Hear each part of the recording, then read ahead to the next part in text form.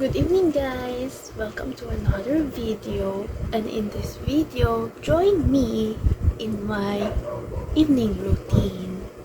So syempre, nag-cleanser, nag-wash ka ng face, and after cleansing, of course, ang toner. So ganun pa rin ang toner ko. Pond's Bright Pore Conditioning Toner, ang color pink. Na-try ko rin gumamit ng Pond's na color blue. Ayan. Then just swipe it across your face gently. So minsan kapag nagtutoner ako, talagang may dumi pa talaga akong makikita sa cotton pads ko. And that's normal. Normal daw based on what I research naman. So after that, hindi ako didiretso agad sa sleeping mask na ginagamit ko recently. Naglalagay muna ako ng eye cream, and this is Quick Fix eye cream. So matagal na to sa akin. Matagal siya maubos kasi maliit lang ako gumamit. Ganyan lang ako kadami gumamit kasi dito mo lang naman siya gagamitin sa lower conjunctiva natin. Wow! Lower conjunctiva. Tapos, from inner canthus to outer canthus. Hanggang ma-absorb niya. Isang direction lang ang pag-wipe. According sa direction sa box.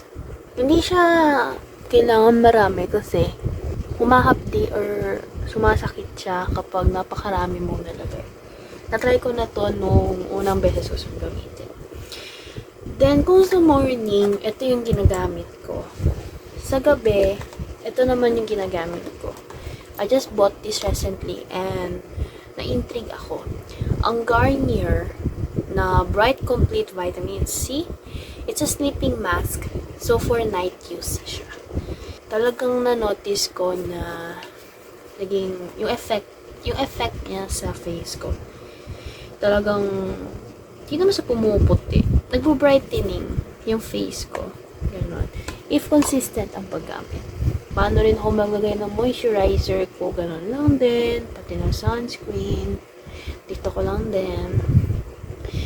Then, hinahati ko lahat. Yon. Then, just actually, hindi naman kasi siya mabaho. Para kasing lotion yung amoy niya. Hindi siya mabaho, hindi siya ganun sobrang mabaho. Pero hindi siya masakit sa ilong. Supply evenly. Ganun lang. Hanggang sa ma-absorb.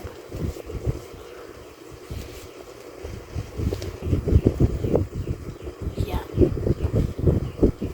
So actually, sa pagkatapos na itong Garnier na sleeping mask, doon na talaga natatapos yung nilalagay ko sa mukha ko paggabi. Pero kasi, may dumating akong parcel. In-order ko siya. Eh, gusto ko siyang i-try. Kasi, grabe yung sale niya sa TikTok. It's 32 pesos or 33 kasama na yung centavos. Dumating siya kahapon. Ngayon ko lang siya bubuksan.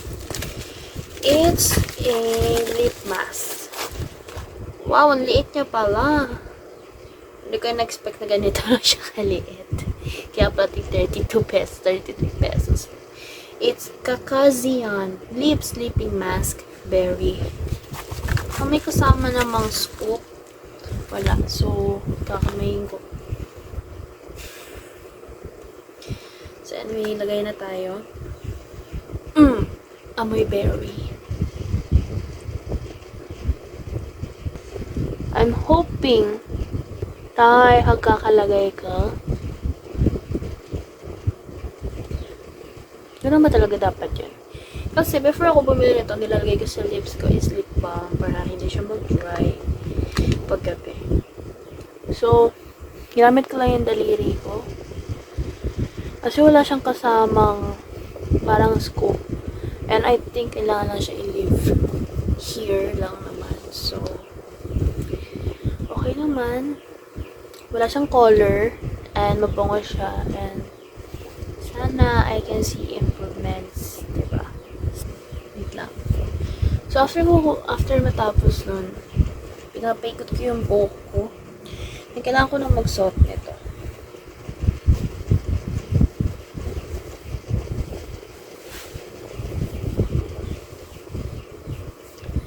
Yan. Okay na. Ready na ako matulog. See you in my next vlog. Bye-bye!